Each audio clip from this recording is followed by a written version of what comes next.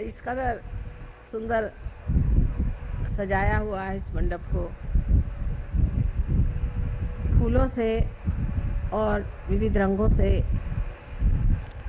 सारी शोभा इतनी बढ़ाई हुई है कि शब्द रुक जाते हैं कलाकारों को देख करके।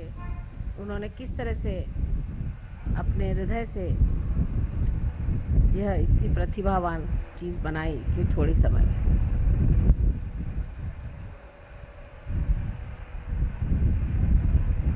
आज विशेष स्वरूप ऐसा है कि अधिकतर इन दिनों में जबकि ईस्टर होता है, मैं लंदन में रहती हूँ और हर ईस्टर की पूजा लंदन में ही होती है। तो उन लोगों ने ये खबर की कि माँ कोई बात नहीं, आप कहीं भी रहें, जहाँ भी आपकी पूजा होगी वहाँ हमको याद कर लीजिएगा और हम लोग यहाँ ईस्टर की पूजा करेंगे उस दिन। इतनी जल्दी में आज पूजा का सारा इंतज़ाम हुआ और इतनी सुंदरता से। ये सब परमात्मा की असीम कृपा है जो उन्होंने ऐसी व्यवस्था करवा दी। लेकिन यहाँ एक बहुत बड़ा कार्य आज से आरंभ हो रहा है। आज तक मैं अगुरुओं के बारे में बहुत कुछ कहा करती थी और बहुत खुले तरीके से मैंने इनके बारे में बताया कि ये कितने दुष्ट हैं, कितने राक्षसी हैं और ये किस तरह से एक सच्चे साधकों का रास्ता रोकते हैं और उनको गलतफहमी में डाल के एकदम उल्टे रास्ते पे डाल देते हैं। और इसके लिए बहुत लोगों ने जताया कि ऐसी बात करना ठीक नहीं, इससे गुरु लोग आप पे आक्रमण करेंगे और आपको सताएंगे। लेकिन हुआ उसके बिल्कुल उल्टे कि किसी ने भी हमें कचहरी नहीं दिखाई, ना ही किसी ने हमारे बारे में कोई बात कही। एक एक करके हर एक दुष्ट सामने आ गया और दुनिया ने जाना कि जो कुछ भी हमने इनके बारे में कहा था वो बिल्कुल सत्य है। आज धीरे धीरे यह गुरु मिट रहे हैं, लेकिन तांत्रिक अब भी काफ़ी अपना जोर बंधाए हुए हैं और आपके कलकत्ते में इसका मेरे ख्याल से मुख्य स्रोत है। यहाँ पे वो पनपते हैं और यहीं से सारे दुनिया में छाते हैं। आज ही जिन साहब से मुलाकात हुई उनसे इतने तांत्रिकों पे बातचीत हुई, उन्होंने बताया कौन कौन उनके आश्रय में आए और कौन कौन महात्मा बन गए। मुझे लगा यह अभियान अब शुरू हो गया कि तांत्रिकों को एक एक करके ठीक करना ज़रूरी नहीं है, सबको एक साथ ही गंगा जी में धो डालना चाहिए, तभी इनकी तबीयत ठीक हो।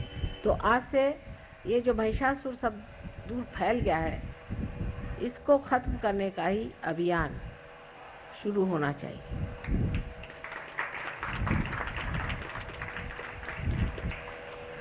ये एक बड़ी भारी आत्मिक क्रांति है जिससे सारे संसार का कल्याण होने वाला है। सारा संसार इस क्रांति से पुनीत हो जाएगा और आनंद के सागर में परमात्मा के साम्राज्य में रहेगा। लेकिन उसके लिए सबको धीरज से कुछ न कुछ त्याग करना चाहिए और उसके लिए सबसे बड़ी चीज़ ये है कि हिम्मत रखनी चाहिए। हिम्मत से अगर काम लिया जाए तो कोई वो दिन दूर नहीं जब हमारा सारा संसार सुख से भरा हो जाए। किंतु उसमें सबसे बड़ी अड़चन आती है हमें, जबकि सहयोगी गहनता में उतरते नहीं। सहयोगियों को चाहिए कि वो बहुत गहन उतरे। हर सहयोगी के लिए ये एक बड़ी जिम्मेदारी है कि उन्हें इस क्रांति में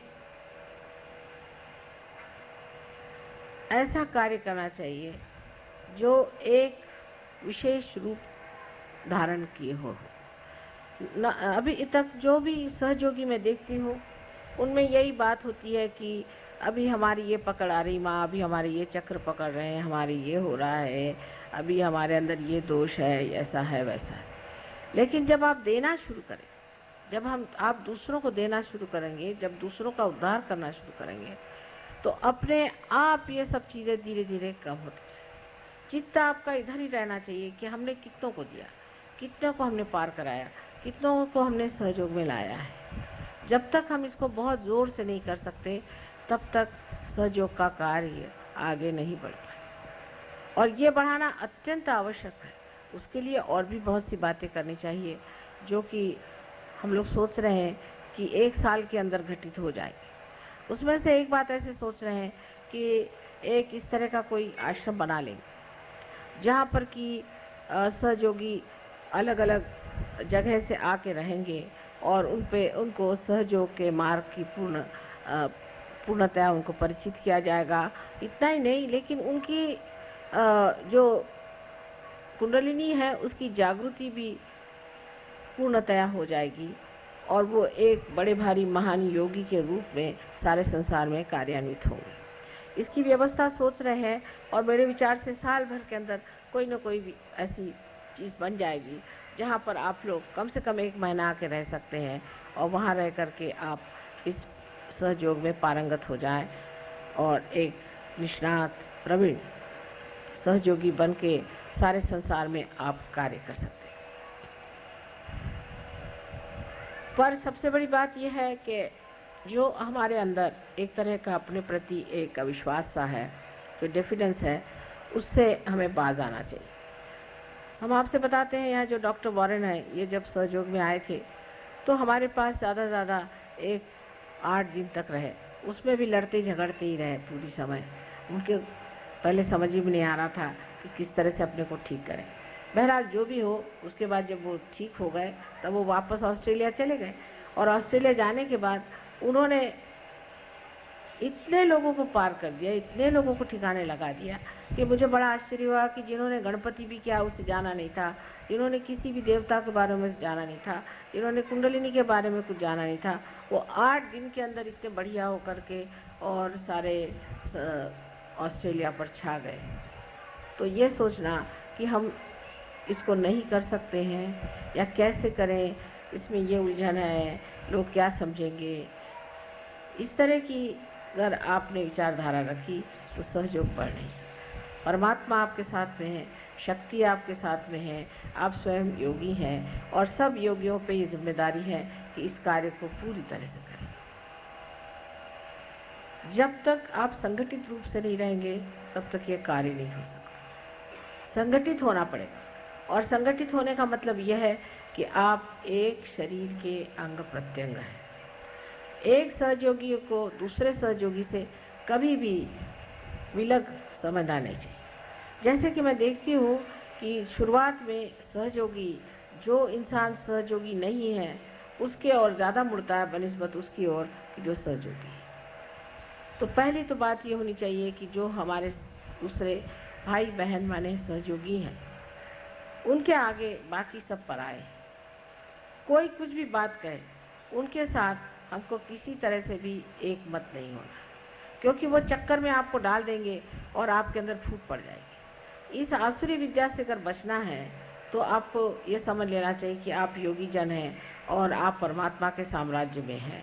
हर आसुरी विद्या का एक एक एजेंट है, समझ लीजिए, वो आपको खींचना चाहता है कि आप इस विद्या से हट जाएं और उनकी विद्या में आ जाएं। और उनकी चालाकियाँ इतनी सुंदर हैं कि आपकी समझ में नहीं आएगी। इसलिए पहली चीज़ एक है नियम कि हम सहयोगियों के विरोध बन जाए और कोई ग्रुप हम नहीं बनाए। अगर कहीं ग्रुप जरा सा भी बनने लग जाता है सहयोग का तो उसको मैं तोड़ देती और ऐसा तोड़ा है।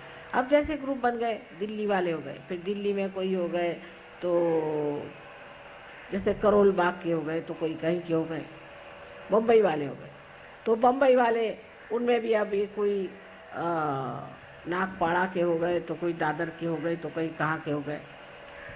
अब करते करते फिर आप ऐसी छोटी जगह में पहुंच जाएंगे जहाँ सिर्फ आप अकेले बैठे रहेंगे और आप कहेंगे कि सहयोगी कहाँ गायब हो। तो इसमें कोई सी भी चीज़ ग्रुप नहीं बना सकती। जब इंसान में कैंसर सेट होता है तब वो ग्रुप बना के होता है।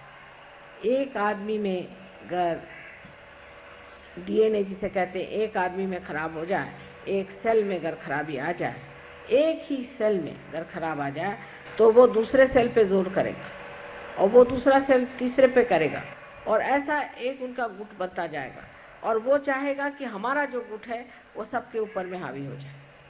जब वो सब पे हावी होने लग जाता है, जैसे कि समझ लीजिए कि आपके नाक के ही सेल्स हैं वो अगर बढ़ने लग गए तो उन्होंने एक गुट बना लिया और एक बड़ा सा यहाँ पर लंप सा हो गया और उसने जा कर के आक्रमण किया आपके आँख के ऊपर में, आँख को ढक लिया, फिर वहाँ से गए कान को ढक लिया।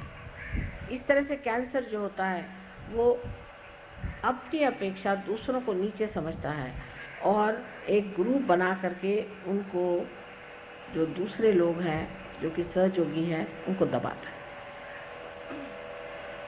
ऐसी बीमारी सहयोग में अगर फैल जाए तो उसका ठिकाना मैं खूब लगाती हूँ। चाहे मैं कहीं भी रहूँ, चाहे मैं लंदन में रहूँ, चाहे मैं अमेरिका में रहूँ, चाहे कहीं रहूँ, उसका ठिकाना अपने आप हो जाए। इसलिए किसी को भी कोई ग्रुपबाजी नहीं करनी चाहिए। किसी को भी ये नहीं सोचना चाहिए कि हम एक ग्रुप के हैं।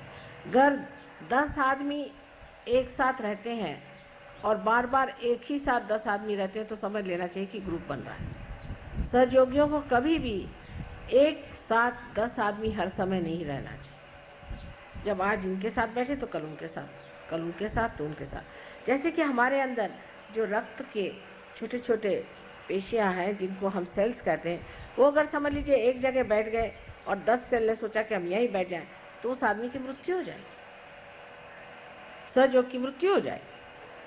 इसलिए हम 10 आदमी एक साथ, क्योंकि हम एक ग्रुप के हैं, ये एक ग्रुप के हैं, वो एक ग्रुप के हैं। रक्ताभिसरण जिसे कहते हैं कि ब्लड का जो सर्कुलेशन है वो हमारे अंदर ऐसे खुलेआम से होना चाहिए। तो कोई सा भी ग्रुप नहीं बनना चाहिए। जहाँ ग्रुप आपने देखा बन रहा है उस ग्रुप को छोड़ के दूसरे ग्रुप पे चले जाए, उस ग्रुप को तोड़िए, उसे कहना चलो इस ग्रुप के साथ आ जाओ, फिर वो उसके साथ आ जाए। इस तरह से जब तक आप नहीं करेंगे तब तक आपकी कलेक्टिविटी में नेगेटिविटी बनती जाएगी। जैसे कि मैं कहती हूँ कि आपने अगर मथन करके और मक्खन निकाला, मक्खन के कण चारों तरफ हैं, उसमें एक बड़ा सा मक्खन का ढेला डालना पड़ता है, फिर उसके आसपास सारे जो हैं कण उसको जुटते जाते हैं। पर 4, 5, 6 कण मिलकर के अलग से अगर बैठ जाए तो जिसने मथा है वो कहता है जाने दीजिए, बेकार, ये तो मक्खन बेकार ही है, छोड़ दीजिए, जो बड़ा है उसको उठा लीजिए। तो सबको मिल मिल करके एक बड़ा सा मक्खन का जैसा स्वरूप है, इसी तरह से आपको भी एक बड़ा सा ग्रुप बनना चाहिए। करते करते फिर एक बड़े सागर में विलीन हो जाना चाहिए। तो एक बूंद को अगर आपको सागर में विलीन करना है तो आप 4-5 बूंद बना के सिर्फ बबूले बनाइएगा। जो भी इस तरह से कार्य करता है बबूला बना लेता है, और वो बबूले आप जानते हैं कि 2 मिनट के लिए आते हैं और नष्ट हो जाते हैं, अपने आप ही प्रकृति से ही होते हैं, उसको कोई करने की ज़रूरत नहीं। इसलिए कोई सा भी ग्रुप आपको बनाना नहीं है। सबके साथ एक जैसा मिलना जुलना, सबको एक साथ जाना, सबसे एक साथ प्रेम रखना और सबको एक साथ समझने की कोशिश करना चाहिए। एक दूसरों को किसी भी तरह से आपको क्रिटिसाइज़ कभी नहीं करना चाहिए। आप आपस में भाई बहन नहीं हैं, लेकिन आप मेरे शरीर के अंग प्रत्यंग हैं। अगर समझ लीजिए मेरी एक उंगली ने दूसरी उंगली को क्रिटिसाइज़ कर दिया तो क्या फ़ायदा होगा? इससे तो नुकसान ही होने वाला। इसलिए ठीक यही है कि मनुष्य को, क्या हो गया, बैठ तो जाइए। इसलिए बहुत उचित यही बात है कि हम लोगों को ये सोचना चाहिए कि अब हम मनुष्य नहीं, हम अति मानव हैं, और अति मानव की जो स्थिति है उसमें हमें सब दूर घूम फिर करके और अपना चित्त परमात्मा की ओर रखना चाहिए। ये बड़ी भारी एक कठिनाई आ जाती है सहयोग में शुरुआत में, जबकि कलेक्टिविटी आदमी पता नहीं क्यों तोड़ देता है। ये भी एक आसुरी विद्या है जहाँ कलेक्टिविटी टूट जाती है। अब जैसे हम कहें कि बम्बई में ये काम कम है, पर दिल्ली में अब भी नहीं और कलकत्ते का मुझे अभी मालूम नहीं हाल। लेकिन मैं यही कहूँगी कि ये बीमारियाँ फैलने मत दीजिए। आप लोग सब मेरे बेटे हैं और मेरी बेटियाँ हैं।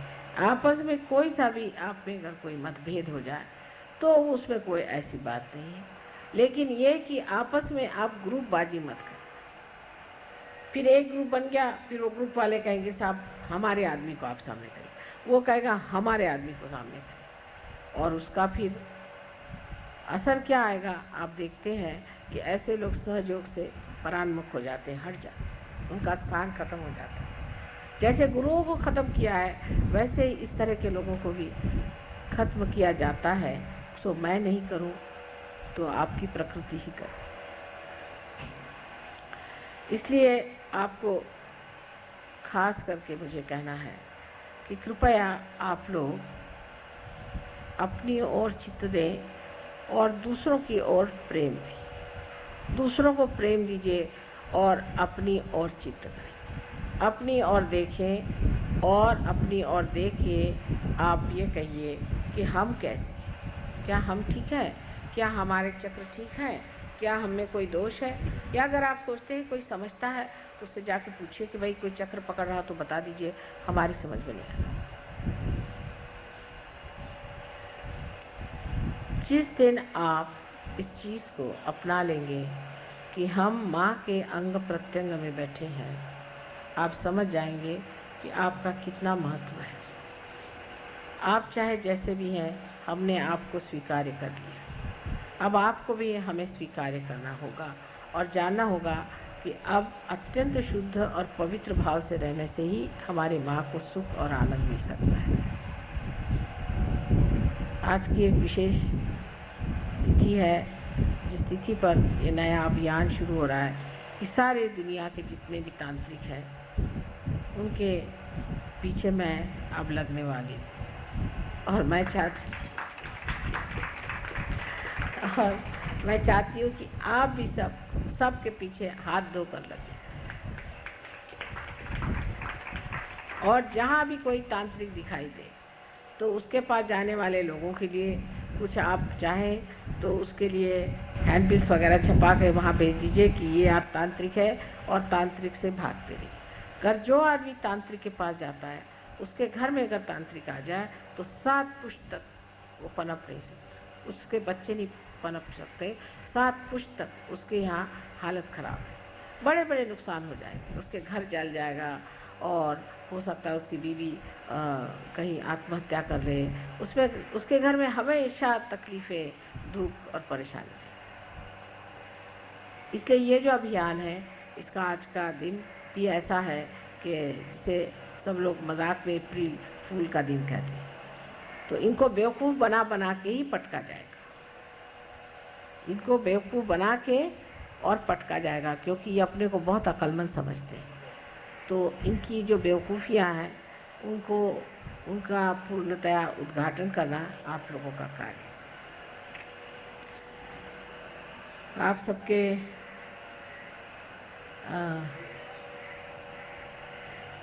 प्यार और दुलार और इस शोभा से वाकई में मैं अभिभूत हूँ।